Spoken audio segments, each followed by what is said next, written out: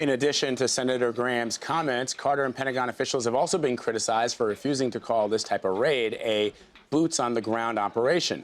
In today's hearing, Carter said the military expects more missions similar to the prison raid in northern Iraq. CBS News military expert, retired Army Major General Mike Lyons joins us on the phone now to discuss all this. Thanks for being with us, General.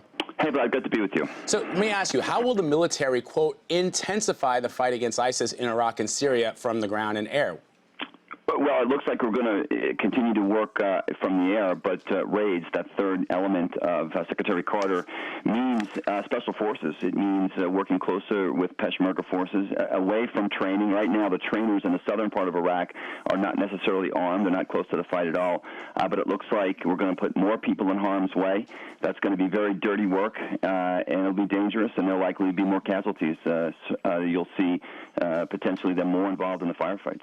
General, the Defense Secretary also outlined what he called the 3 R's, Raqqa, Ramadi, and raids, Raqqa and Ramadi being 2 of those cities. What is his strategy when it comes to naming those 3 R's? Well, Raqqa is in Syria. It's the center of gravity of ISIS, where they control a great portion of that city as well as the surrounding areas, and it's where they have the most amount of safety and security. So that's where a lot of the airstrikes have been. Ramadi is another city inside of Iraq in the Anbar province. It's the Sunni stronghold in that country. So again, center of gravity for ISIS inside of Iraq. And that raids is what we're going to be doing. It's the change in the tactics. It's adding this military component to it, and it's really stepping up. You could call it mission creep. I would call it that. From a president that has said we're not going to put boots on the ground troops there in harm's way. You're going to see more troops in harm's way if we do the kind of raids that they're talking about. General, I also wonder, echoing Senator Graham's comments that this is a half-assed strategy, but the reality certainly is that in both Iraq and in Syria, there are a lot of considerations in play. For example, I'm sure that the Iraqis and the Kurds are happy to take our heavy weapons. They're happy to take some of our military technology, even drone strikes, if they need them. But when it comes to actually putting boots on the ground, real boots on the ground, that certainly could pose a problem, not just for the Arabs in the region, but even some of our allies, for example, like Turkey. It could, but they could change some tactics. For example, from a military perspective, if you divide Syria and Iraq in half, and if you put troops on that border, it's really just a line literally in the sand in one of the most austere places on the planet. If you shore up that border to keep ISIS from reinforcing, you've now divided ISIS between Syria and Iraq, and in classic military form can now conquer them from both directions.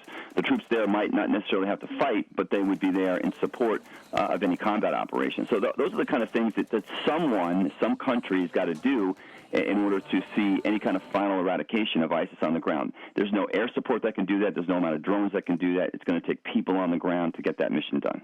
And General, final question. Given that it's almost 4 years into this Syrian civil war, Bashar al-Assad shows no signs of giving up power. Now the Russians have gotten involved, which, as the senator points out, has probably entrenched him even further. Have we sort of missed the opportunity, given now that there's so many different factions that are at play in Syria, as opposed to a couple of years ago when really we were talking about a almost civilian-led rebellion against the Assad government? Have we missed the boat? Yeah, no question, right? The die has been cast for these courses of action right now a long time ago. I don't see us having a no-fly zone in Syria right now. That actually would be an act of war.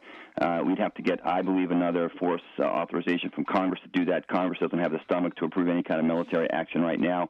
We tried hard power inside of Iraq with our invasion there. That didn't work. We tried soft power in Libya, and we see the results there did not stop ISIS. And now we tried no power. We tried diplomacy, pure and simple, inside of Syria, and we still have the same thing.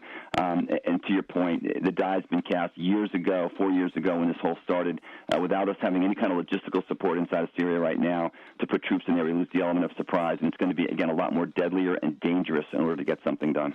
Major General Mike Lyons. Mike, thank you so much. Appreciate it. Thanks for having me.